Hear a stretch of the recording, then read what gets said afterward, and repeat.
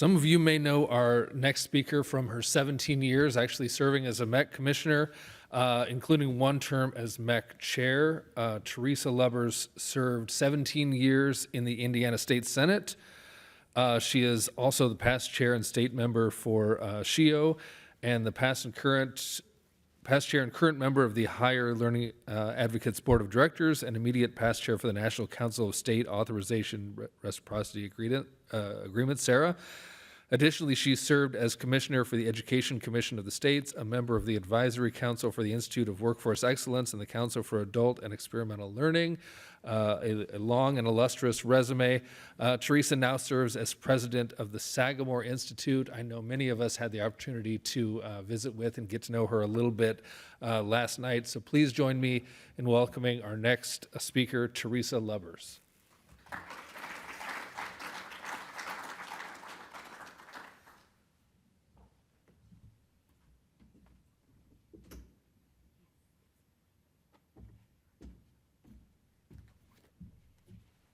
Good morning. It's a pleasure to be with you. It's always a pleasure to be with MEC. It was my privilege to serve alongside many of you for many years when I was the commissioner for higher ed in Indiana.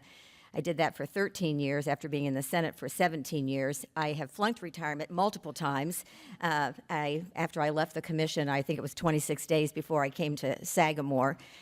So I've said, no watches, no parties, nothing ever again, because just don't believe me. I'm like you, a person who's been really defined by structure and purpose and meaning, and I've had the privilege of doing jobs that I think were not really jobs. They were really callings alongside many of you, including my friends from Indiana. So you probably aren't that familiar with Sagamore. I thought what I would do in the little bit of time we have together today is just give you a high-level overview of Sagamore and what we do and why we do it, talk specifically about a project that I've been working on since I got there 4 years ago, which was the publication of a book called Workforce 2040, Pathways to Prosperity, certainly very much in keeping with the words that Courtney talked about this morning. In addition to being a part of MEC, it's a privilege for me to serve on the Lumina board as well, and to be very engaged with the new goal that Courtney talked about and all the data that I think has to inform the work that we're doing as well. And then as a part of Workforce 2040, after I give an overview of that, one of our initiatives under that I think has been very important and has probably received as much attention as anything that I've done since I've been at Sagamore is a project that we're doing on the status of boys and men. And I think many of you are probably familiar with the numbers. I'm going to talk a little bit about that as well in work that we've been doing with the American Institute on boys and men. Probably won't have time, but the other area that I would like to just mention in brief is the work that we're doing on citizenship, and especially this year, the 250th anniversary of the Declaration of Independence.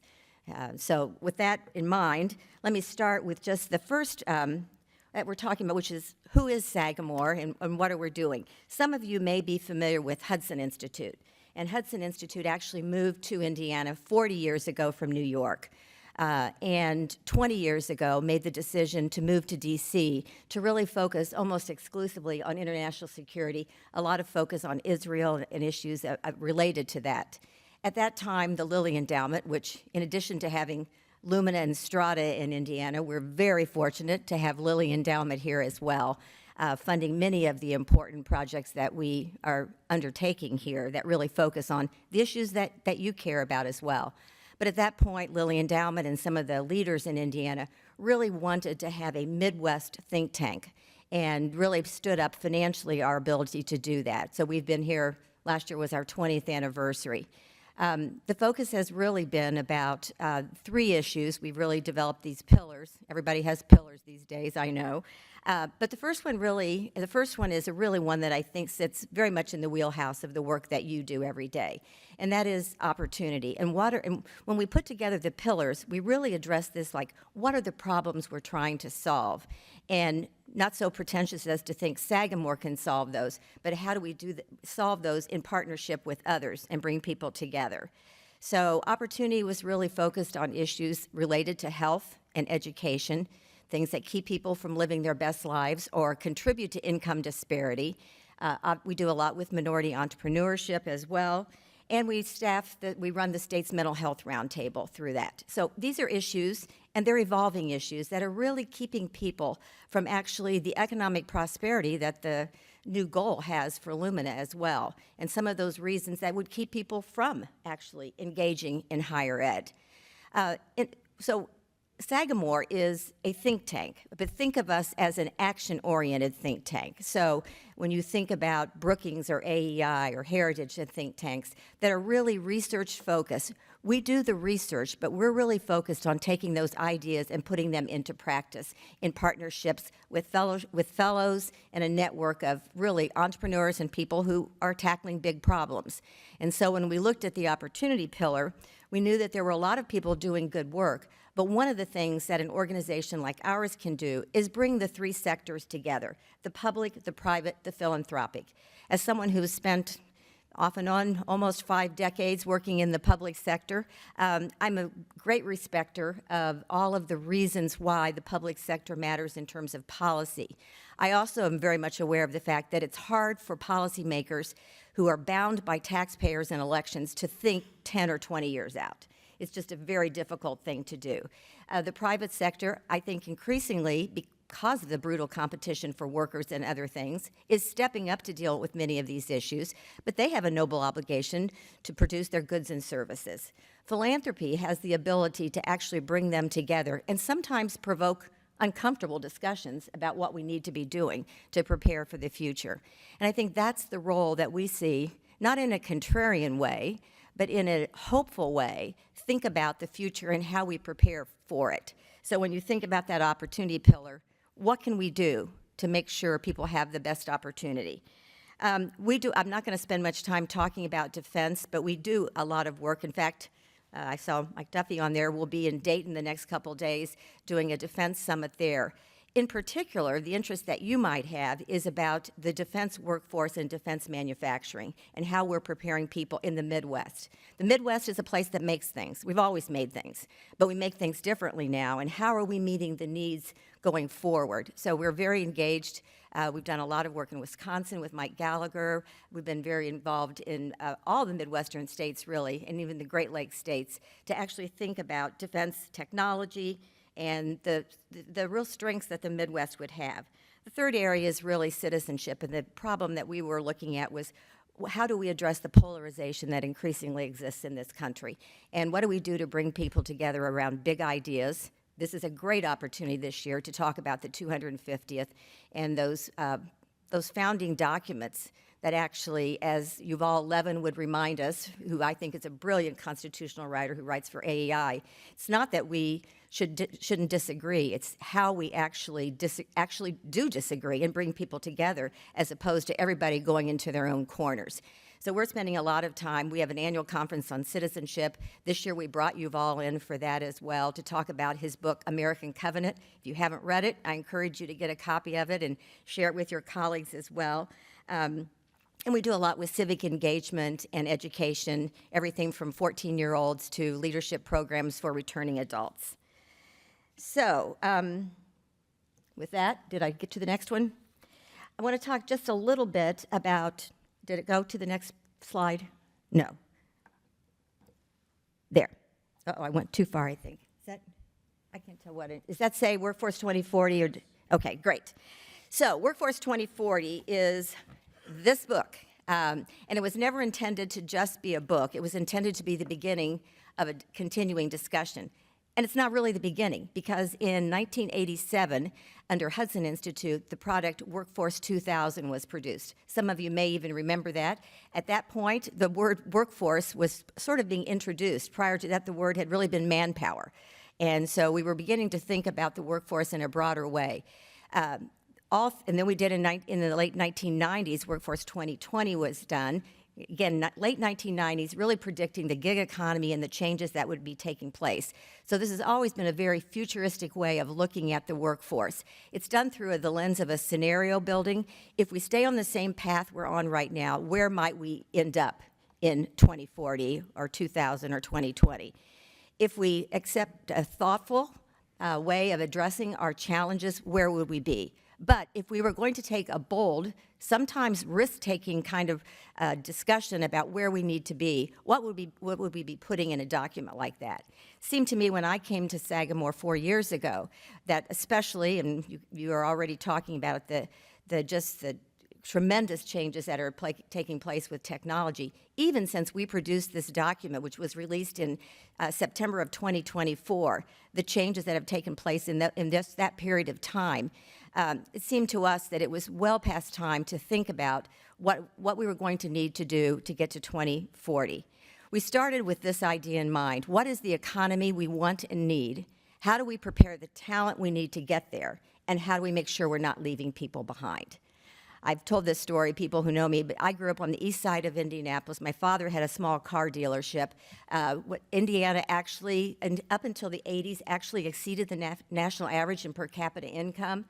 And I saw what happened with Chrysler, Ford, Western Electric, Gen Air, people who I went to high school, whose parents had an 8th grade education or a high school diploma, who had the middle class life, had benefits, and the world shifted, and we did nothing to prepare people for that. You talked a lot earlier about the role of employers, and I always talk about the noble obligation of employers to come alongside people so that when those jobs change, as they did then and as they are doing now, will we have the ability to come alongside people to prepare those changes as employers, and will individuals have the personal agency and resiliency to do that?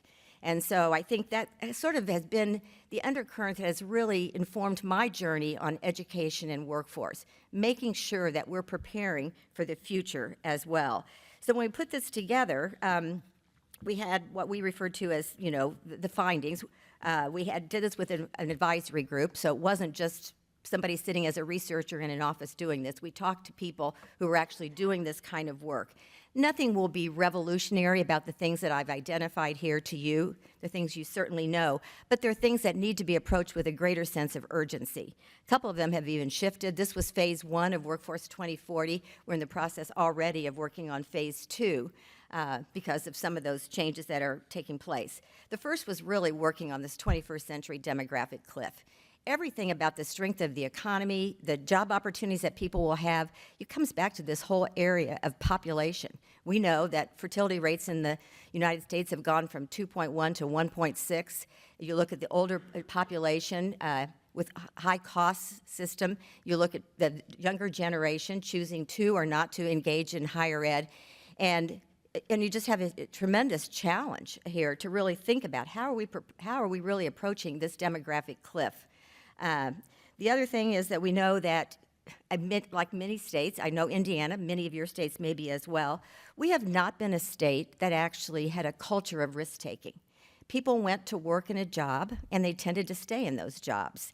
And changing that culture, first of all, people hate change, but also changing that mindset to give them the ability to think about, what do I need to do, and who should I be engaged with? So this concept of entrepreneurship, and I speak of it not just in terms of entrepreneurs who choose to start businesses, as important as they are, but also an entrepreneurial spirit in people who can actually change their lives when those jobs change.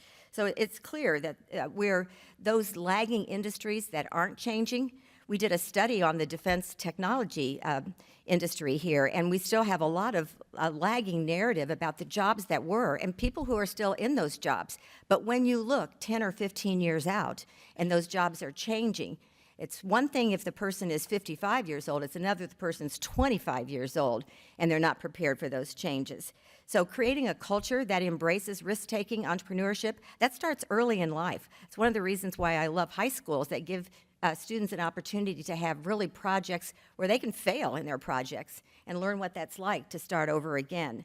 I'm not even going to talk too much about the technology takeover because it's just so clearly obvious. I mean, everything that we talked about in Workforce 2040, technology hangs over it all. And having that conversation, much like changing a culture is difficult, having the conversation about the opportunities of AI and technology are undergirded by the fears of technology and AI. And so finding a way to talk about opportunity in a way that also acknowledges anxiety is, I think, going to be a challenge. And it really comes down to leadership. I think one of the things that I appreciate so much about MEC is that in a room like here, you have policymakers and educators both in the same room. Often they're in separate rooms. And I think that's where you can really talk about leadership that matters going forward. You know, we know that, you know, based on either the numbers that Courtney talked about or just your own personal experiences, that there is going to be an unequal opportunity for the personal prosperity that that new goal measures based on your education and training. And that the fact is that there are many people are going to be left behind if they don't have that, or they don't have the resiliency to skill up in a new way. Indiana is the most manufacturing-intensive state in the nation. I'm sure manufacturing is important to most of your states as well. We have seen a decrease in manufacturing jobs, about 145,000 less manufacturing jobs now than at the peak. But having said that, we still are going to be a state that makes things, but we make things in a different way. Because of political realities and other realities, you have seen, when you talk about a manufacturing renaissance, which I think is underway, you're also seeing a favoring of onshoring of many of those ideas. Although I think thinking about understanding that you are always going to be involved in a global economy, so you're sort of balancing a manufacturing renaissance that brings the onshoring of many products with still the idea that you're operating in a global economy. The next one, I think I could talk about it from both ways because I've heard recent stories that could question some of this. When we put the book together, because we knew because of the demographic cliff, because of the change in the jobs, and because of really the gig economy, people choosing to work more independently and on their own, you saw that employers were going to have to deal with a more employee-centered system was going to emerge. People were not going to stay in jobs forever. The quality of that kind of job and the opportunity to advance was going to make a difference. And so I think you have seen a more employee-centered system of trying to find people in this time of a brutal competition for workers. And then finally, the last one is the future of learning will be obviously defined by a greater alignment between learning and work. So this has been happening for a long time. Work-based learning, internships, apprenticeships, opportunities for people to really engage. And I will say this sort of as we move to the next slide to talk about boys and men. This seems especially true for young men, the idea of having what they learn be related to what they're going to do.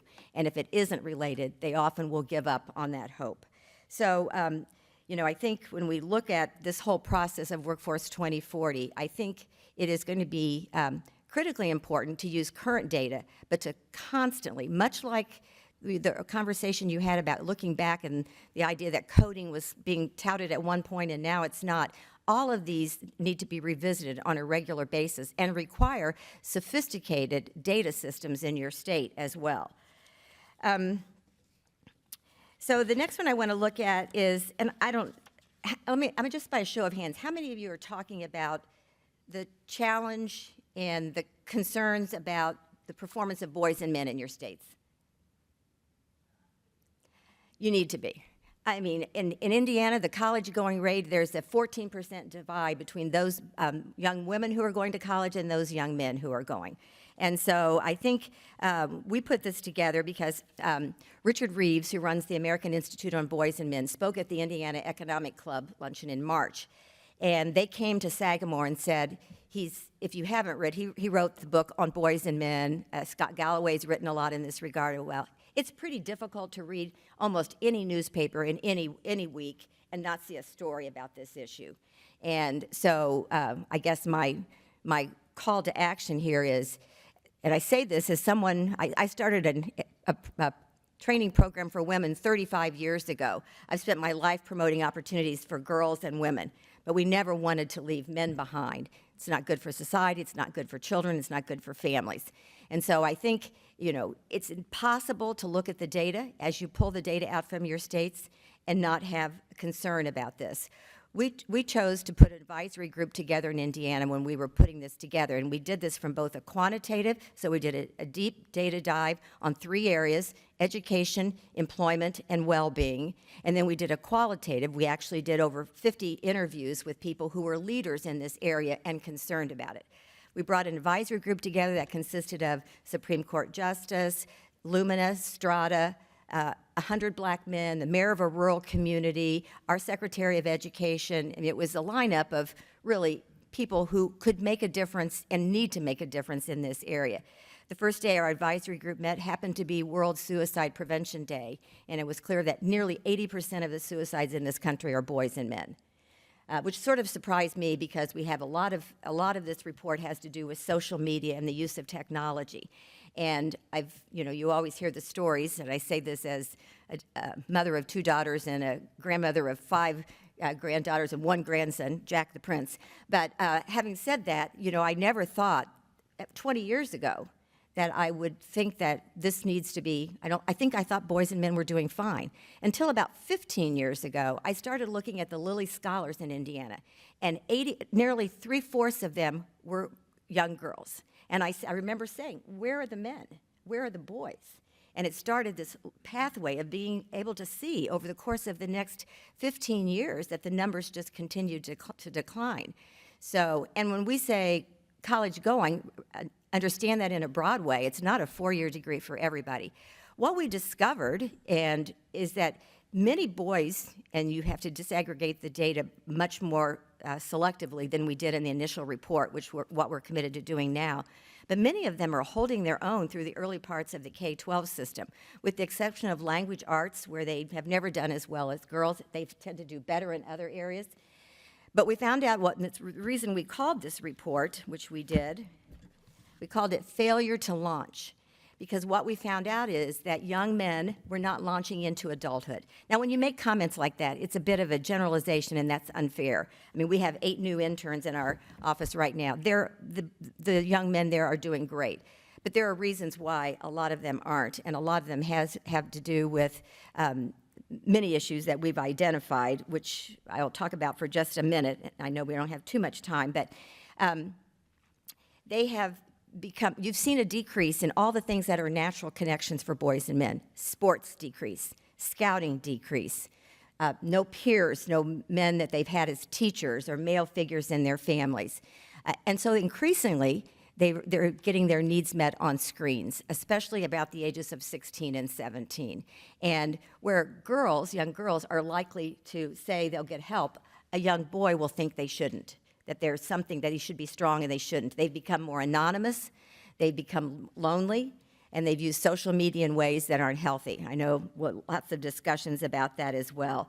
I had Arnold Ventures came to us just this week wanting us to look at some issues related to sports betting and sports gambling, especially for young men, and how that's playing out. So whether we want to think this is a problem or not, it is a problem. And I was being interviewed for something for the documentary that 100 black men were doing here in Indiana, and they asked me, why do you care about this issue? And I said what I sort of said when I started here, well, you can't have healthy children, healthy families, healthy societies if you have disengaged young men and fathers. And so I think that it's a hard conversation to have because both sides can misinterpret what you're doing. And I know when Richard Reeves started this, the far left and the far right both criticized what he was doing. And so now I think what you're seeing is he's chosen they're working in 4 states, and more than that going forward, but there are 2 blue, 2 red states. So it's Indiana and Utah, and it's California and Maryland. And the things that we're discovering are the same everywhere. And the problems that we're trying to address are not red or blue situations. It is the lack of role models. It is the anonymity of young men. And so that's why we called it Failure to Launch. I do think that as we go forward, and we're in the process of, again, doing phase 2 of this, what we've discovered is that we need to disaggregate this data much more specifically. So while I could say that young men are doing okay through much of their early childhood education, that's not true every place. If you play this out, especially related to areas of poverty, poor rural, poor urban, you see a different story sometimes. And so we're committed to disaggregating this information much more. The other thing that we were told, which is interesting, and I say this as a policymaker myself, but it's not that the policy doesn't matter, but if you're really going to look at things that change, you need to go to the community level, to the people who are providing those services that can do something in a sustainable way to change lives. We can pass a law that says you can't bring phones to school, or we can, do a lot of things, and all of those things are important. But unless the sustainability of those ideas, the implementation of the idea takes place at the community level, it's families, it's churches, it's community hubs, many of which we've simply lost those community hubs. And so we've got to really work on building that back again. So I could go through so much more in this report. I hope that, if nothing else, you'll spend some time going back to your states and asking whoever does your data collection to pull out the data on education, everything from early childhood to lifelong learning. You'll look at your labor participation rates. When we looked at employment, we saw that the decrease in the labor participation rates for men. Now, men still have a higher labor participation rate than women do, much because women make different choices at different points in their life. But the decline, you've seen an increase in labor participation in women, and you've seen a decrease in men. So look at your labor participation rates and see what that looks like.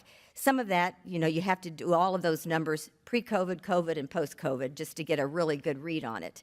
And then look at these issues related to well-being, physical and mental health. Because all three of these areas are sort of inextricably linked when you look at the data and the solutions that you're offering as well. So let me end with a word of hope. I do think that what we really tried to do with this report was create a sense of awareness. A lot of people simply didn't think that this was an issue. When they see the challenge, they want to do something about it. So I think, again, bringing your public, your private, your philanthropic sectors together, getting your legislators to think about this, talk about this. In a time of DEI, I know it's hard to talk about anything that seems gender or race related, but this is an issue that actually crosses everyone, and I think we cannot let any sort of current mood keep us from looking at challenging issues like the one that I've posed to you today. So the last thing I want to talk about is just a little bit about the citizenship work that we're doing. I know that all your states probably have 250th commissions of some sort. All kinds of things are talked about in DC that we're going to do. But this is, again, a moment in time, Courtney, when we have an opportunity to really think about what are the enduring principles of this nation that ensure that really opportunity for all going forward. And we are putting out a book around the 4th of July that looks at many of the hopeful practices that we see that people are engaged in who are our fellows and do work for Sagamore. Whatever you do, I'm just hoping that it will be more than fireworks on the 4th of July. I'm not against fireworks, but this should be more than fireworks on the 4th of July. It should be an affirmation of the opportunity that this country provides and an assurance that it's going to be available to everybody going forward. And nothing is more important in that regard than the opportunities that people have for a quality education. And so I just want to stop by thanking you for what you do. I know it's not easy. I know the world of higher education has been tough for the last few years, but as Courtney said, it's never been more important than now. We just need to do a better job, making our case for why it is in a way that touches people's lives. And I know you're doing that every day, so let me end by just saying thank you. Thank you for letting me be here with you and for the hard work you're doing every day. I will leave copies here. There's one here, and then you can get a Failure to Launch is on our website. The whole document, Failure to Launch, is there. And Workforce 2040, you can order actually from Amazon.